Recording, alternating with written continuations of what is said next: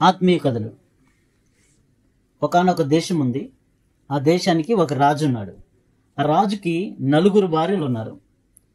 4 భార్యల్ని అతడు ప్రేమించేవాడు, కానీ 4వ భార్యని చాలా అమితంగా ప్రేమించేవాడు.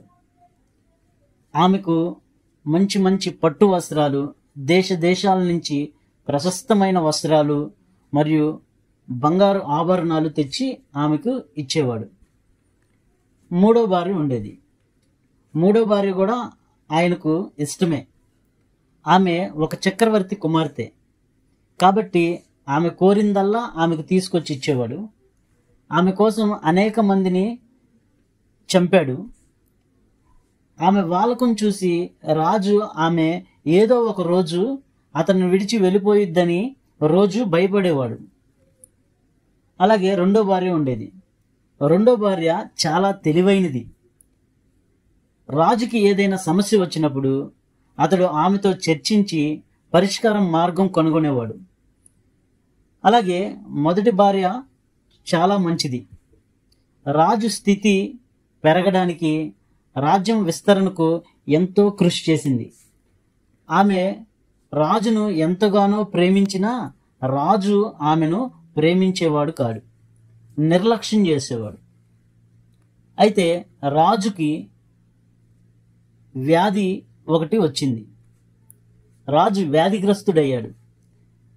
తనకి మరణం సమీపించిందని రాజు తెలుసుకున్నాడు. రాజు తన వైభవమును, విలాస జీవితాన్ని, ప్రభావమును ఆయన ఆలోచించుకుంటూ, నాకు 4 భార్యలు ఉన్నారు, నేను మరణించవలసి వస్తుంది, నేను మరణించినప్పుడు ఒంటరిగానే మరణించాలి అనుకున్నాడు. తన 4వ భార్యని పిలిపించాడు. నేను నిన్నెంతగానో ప్రేమించాను, నిన్ను మంచి దుస్తులతో, అమూల్యమైన ఆభరణాలతో నిన్ను అలంకరించాను. నేడు నేను మరణించవలసి వస్తుంది. నేను ఎక్కడికి వెళ్ళినా అక్కడికి నువ్వు రాగలవా, నన్ను వెంబడించగలవా అని 4వ భార్యని అడిగాడు. అప్పుడు ఆ 4వ భార్య నాకు కుదరదు అని టకాటక అని నడుచుకుంటా వెళ్ళిపోయింది. రాజు మొహం మీదే ఆ జవాబు చెప్పి నడుచుకుంటా వెళ్ళిపోయింది.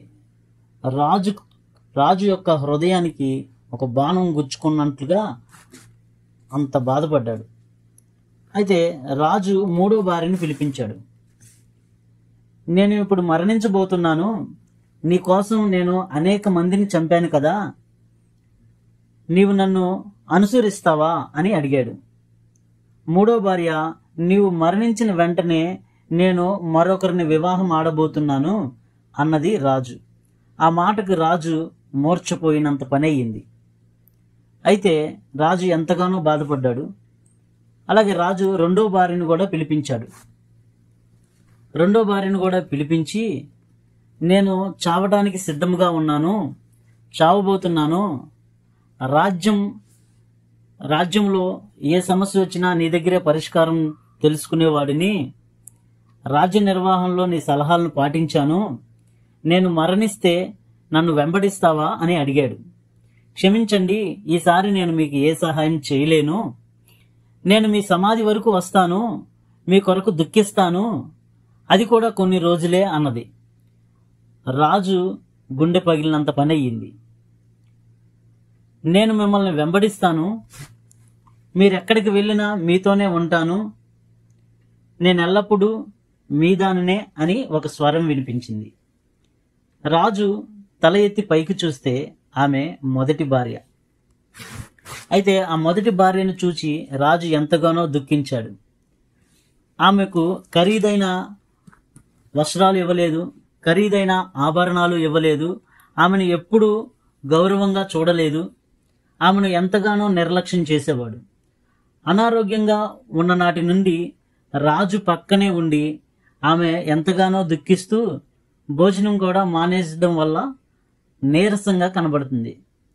రాజు పరితాపం చెంది, నేను నిన్ను చాలా నిర్లక్ష్యం చేశాను, నేను నిర్లక్ష్య పెట్టాను నిన్ను, కానీ నీవు నన్ను హత్తుకొని ఉన్నావు, నేను ఏ పరిస్థితుల్లో ఉన్నా నువ్వు నన్ను ప్రేమిస్తూనే ఉన్నావు, నాకు అవకాశం ఉంటే ఇక నీ గురించి ఎక్కువ శ్రద్ధ తీసుకుంటాను అన్నాడు. అయితే నిజానికి ప్రతి మనిషికి 4 భార్యలుంటారు. 4వ భార్య మన శరీరం.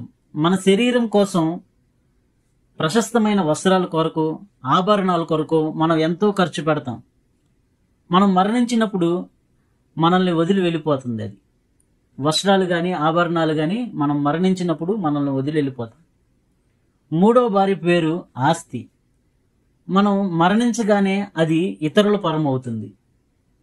అలాగే 2వ భార్య పేరు బంధుమిత్రులు. వారు మనల్ని ఎంతగానో ప్రేమించినప్పటికీ సమాధి వరకు మాత్రమే రాగలరు. కానీ మొదటి భార్య పేరు ఆత్మ. మనం ధనం సంపాదించినా లేదా సుఖభోగాల నిమిత్తం ప్రాకులాడుతూ ఆత్మను ఎంతగానో నిర్లక్ష్యం చేస్తాం. కానీ మనం ఎక్కడికి వెళ్ళినా అక్కడికి ఆత్మ మాత్రమే వస్తుంది. కాబట్టి ఆత్మను బలపరచండి. ఆత్మ గురించి ఎక్కువ శ్రద్ధ తీసుకోండి. బైబిల్లో రోమిలికి రాసిన పత్రిక 8వ అధ్యాయము 5వ వచనం చూస్తే, ఆత్మ విషయమై ఆత్మానుసారులు ఆత్మ విషయం మీద మనసు పెడతారు, శరీరానుసారులు శరీరం విషయాల మీద మనసు పెడతారు. శరీరానుసారమైన మనస్సు మరణము, ఆత్మానుసారమైన మనస్సు జీవమును సమాధానమునై ఉన్నది. ప్రభు ఈ మాటలు దీవించునుగాక. ఆమేన్. Praise the lord.